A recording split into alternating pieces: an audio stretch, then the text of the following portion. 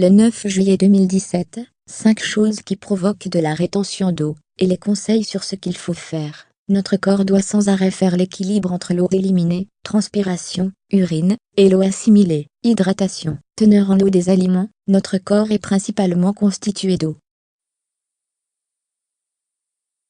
L'eau se trouve dans notre sang, nos os, nos muscles et nos organes.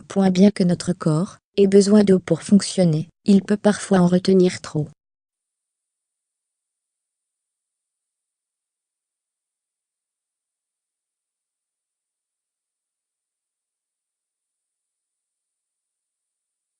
Dans la plupart des cas, la rétention d'eau à court terme n'est pas un problème grave pour la santé.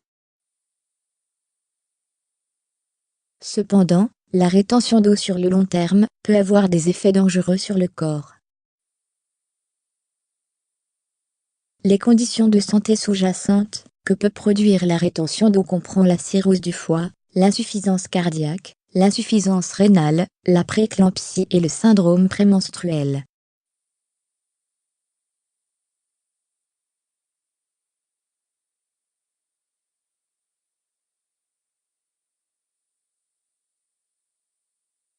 Les médicaments. De nombreux médicaments délivrés sur ordonnance répertorient la rétention d'eau comme un effet secondaire. Les médicaments connus pour augmenter la rétention d'eau comprennent les antidépresseurs, les bêta-bloquants, les médicaments contre la tension artérielle, les médicaments de chimiothérapie et les médicaments anti-inflammatoires non stéroïdiens, sans ordonnance.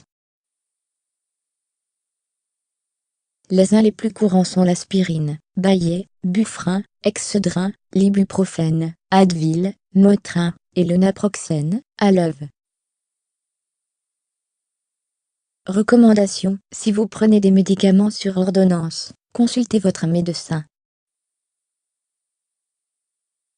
Une surveillance médicale est nécessaire, car les symptômes de sevrage souvent rencontrés, car le corps s'adapte à des quantités plus faibles du médicament. La visite d'un médecin peut également être sage, si vous remarquez un gonflement excessif causé par les uns ou d'autres médicaments antidouleurs. 2. Les hormones. Il est très fréquent que les femmes souffrent d'une forte atteinte pendant la périménopause, ménopause précoce, et la ménopause, ce qui est souvent un sous-produit de la rétention d'eau, des gaz intestinaux, de la diminution de la production de la bile ou une combinaison des trois.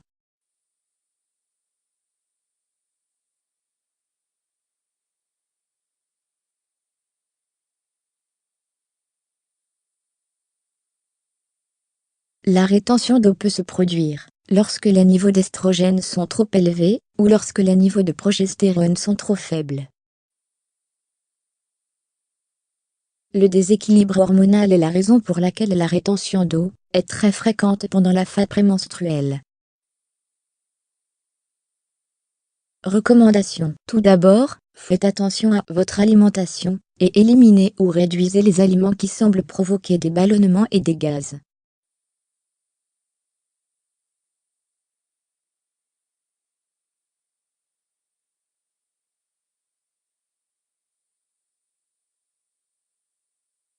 Les problèmes cardiaques. La rétention d'eau d'une affection cardiaque peut être évidente dans le gonflement des jambes et de l'abdomen.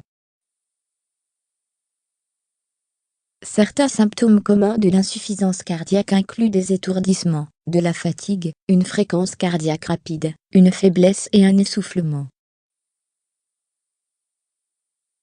Recommandations. Consultez un médecin immédiatement.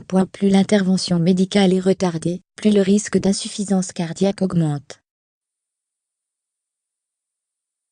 Le médecin traitant peut faire un ou plusieurs tests, dont des tests sanguins, une radiographie thoracique, un électrocardiogramme, ECG, une tomographie par ordinateur cardiaque, CT, et barre oblique, ou une imagerie par résonance magnétique cardiaque, IRM.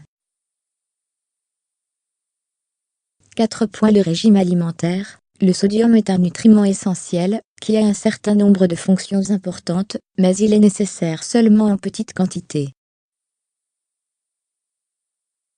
Trop souvent, les aliments que nous consommons contiennent des quantités excessives de sel, induisant une rétention d'eau et un gain de poids. Recommandations. Tout d'abord, il faut savoir que la quantité recommandée d'apport en sodium est de 2300 mg ou moins par jour, selon la Food and Drug Administration, FDA. Cela peut sembler beaucoup, mais il ne s'agit que d'une cuillère à café de sel. Deuxièmement, limitez votre consommation de sel en utilisant des alternatives, comme les herbes et les épices. Le cumin, l'aneth, l'ail, le gingembre, l'origan, l'oignon, la sauge et le poivre sont tous des choix viables. Le jus de citron, la moutarde et le vinaigre peuvent également ajouter une saveur agréable. 5. Le style de 6e. Rester assis ou debout pendant une longue période pousse les tissus à retenir l'eau. Avoir un mode de vie sédentaire et inactif peut également provoquer une rétention d'eau. L'un ou l'autre cas produit des symptômes physiques, dont les chevilles et les jambes gonflées.